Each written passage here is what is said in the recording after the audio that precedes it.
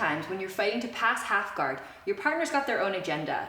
And right now for Stephan, part of that agenda is for him to be able to scoop this inside hand underneath my leg. It looks like this. So I'm starting to pass.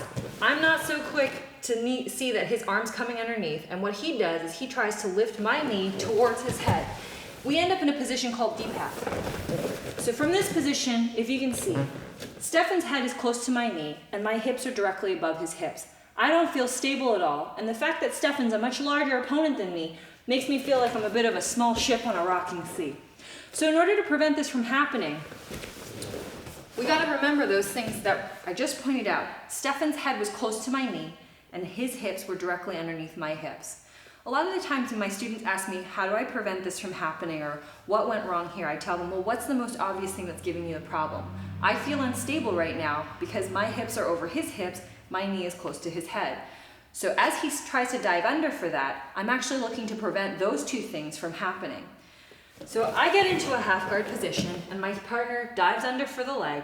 As I get here, the first thing I want to consider is I cannot let Stephan's head come that close to my knee. So much like we went over before, what I'm going to do is I'm going to take my outside hand and I'm going to scoop underneath his neck. When I get here, I can't be relaxed about my tension here. What I'm going to be doing is crawling my fingers forward again so that I actually create a bit of torquing pressure on his neck. As I get here, if possible, I want to think about shifting my hips.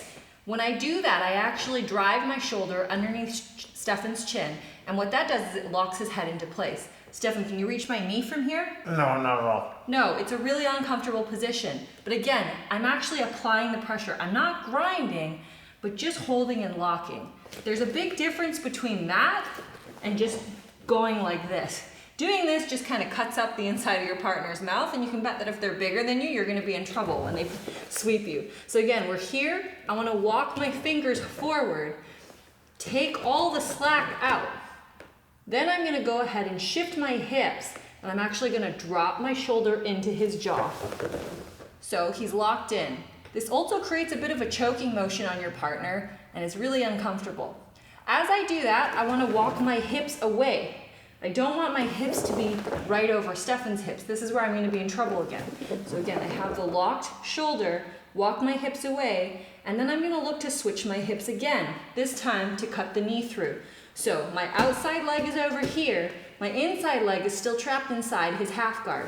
I'm going to look to pop up just a little bit to drop my knee in. Okay? Now, Stephan still can't come under, he can't get the underhook. I have the underhook, and I'm driving his head away. My knee is cut through, and then I'm just looking to push and come right to side control. Let's look at that one more time. So from this angle, again, I'm looking to fight for my pass. As I fight for my pass, Stephan dives under and he gets that leg. I have to block the head from coming close to me. So I dive my arm under and I take all the slack out. When I get here, I drop my shoulder, shift my hips. I've locked him into place and I need to keep my hips away. Then I'm going to look to pop up just a little bit to cut my knee through. And I slide out and I have the position I want. Here's something for you guys to remember as you're passing the half guard. When Stephan scoops under for my leg and he tries to throw the deep half on me, he's also needing to pull his knees up towards the ceiling. As he does this, he lifts my hip. I have his head blocked. But something I really need to consider is his leg positioning. I won't be able to pass from here. So even though you have your partner's head blocked, try and bring their knees back towards your side of the body. So what I mean by that is I'm walking my hips away. When I get Stephan's inside knee to touch the mat, it actually makes it a lot easier for me to then cut my knee through. A lot of people make the mistake of trying to pass from this position, and then you're just kind of playing this game of tug-of-war. So anytime the knees float up towards the ceiling in the half guard, try and bring everything over to one side so that you can actually plant your leg and look to pass.